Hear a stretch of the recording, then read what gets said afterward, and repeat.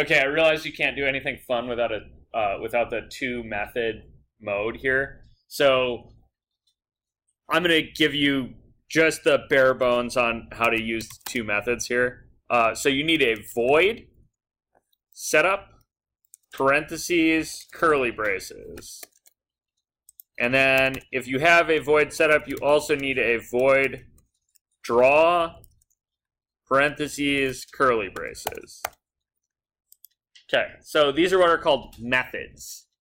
Then up here at the top, you want to have variable initializers. So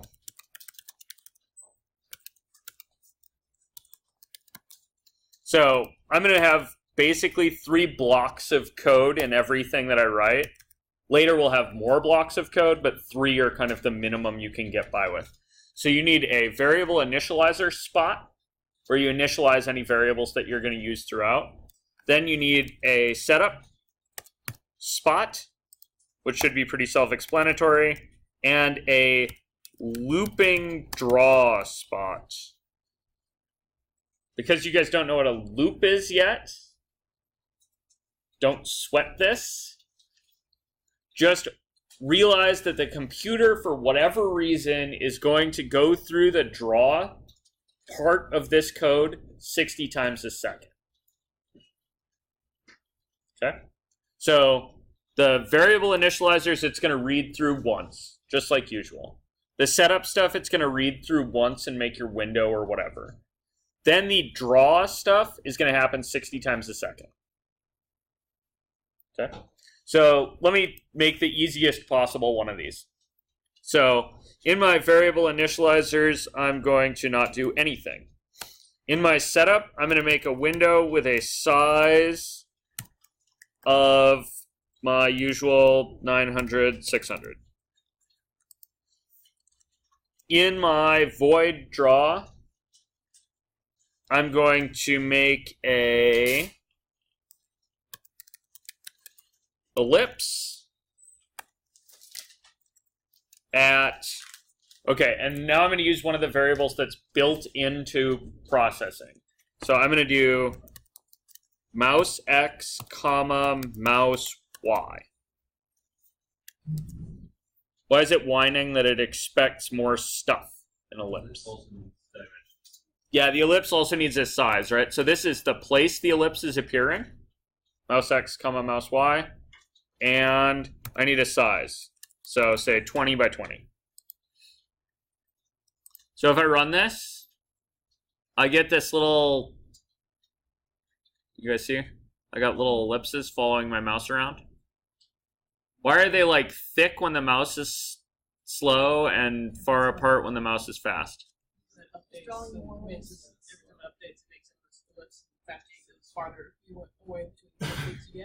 Exactly. The draw thing goes through. It tries to go through at 60 refreshes a second.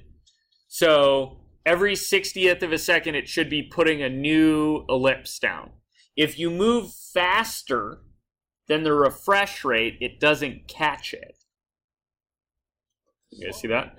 So this is just where those 60 times happen to occur.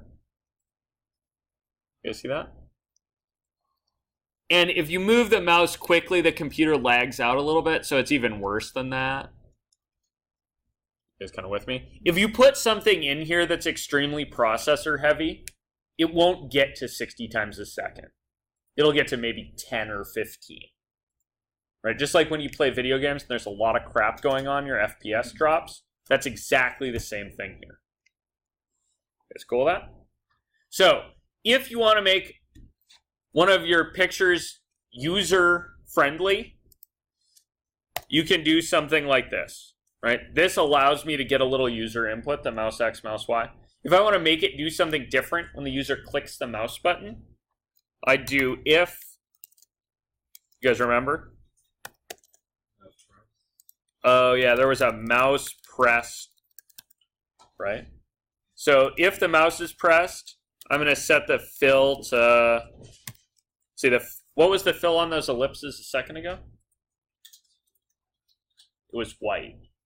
So the default value of that mouse press command is true, the default value of mouse press is false.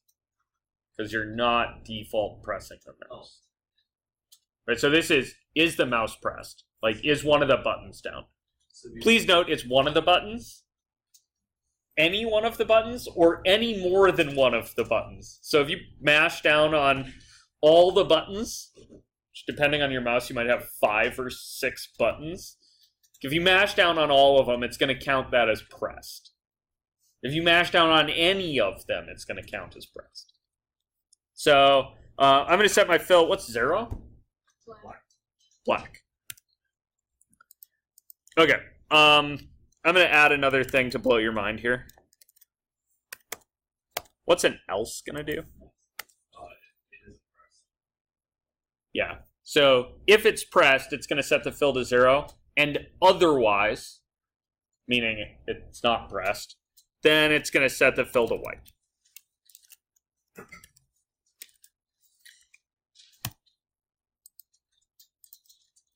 And ready, set, go. And I have white ellipses that follow my mouse. And if I press, I get black ones, which I can use, of course, to draw a face.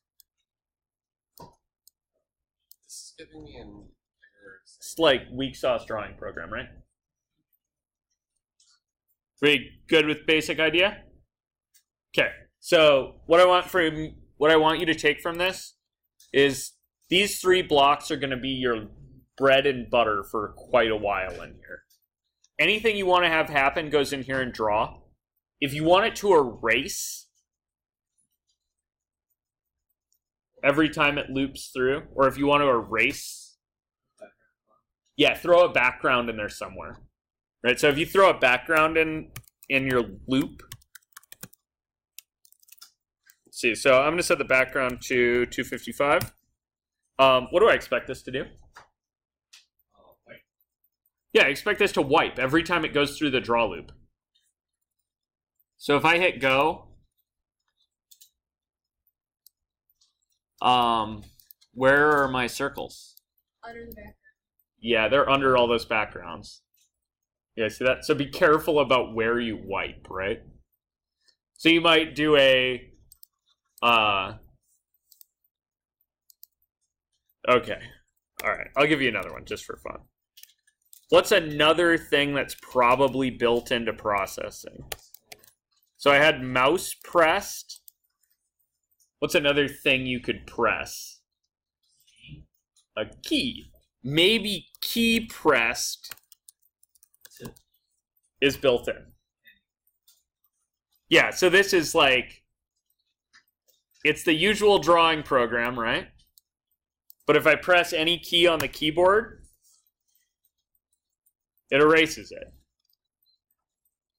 So does Alt F4 still like kill it? Or does it override?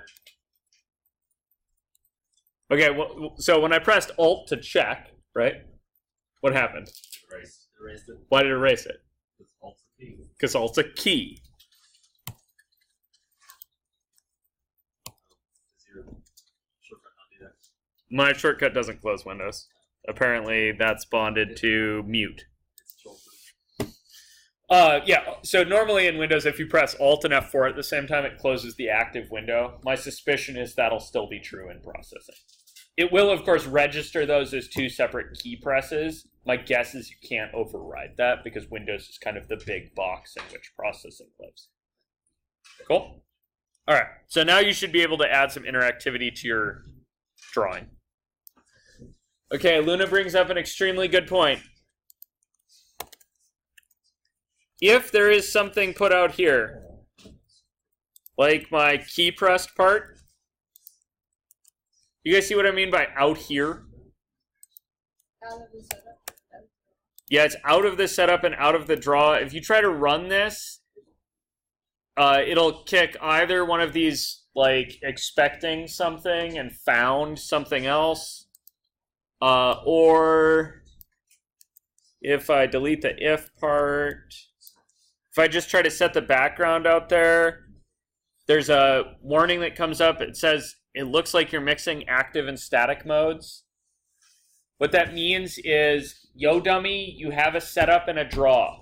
If you have a setup and a draw, all the stuff needs to live in either a setup or the draw. The exception to that is variable initializers. You're allowed to initialize variables at the top, but you are not allowed to do anything other than initialize variables outside of your setup and draw once you have those. So if you have a setup and a draw, all the things need to go in the setup or in the draw. Cool?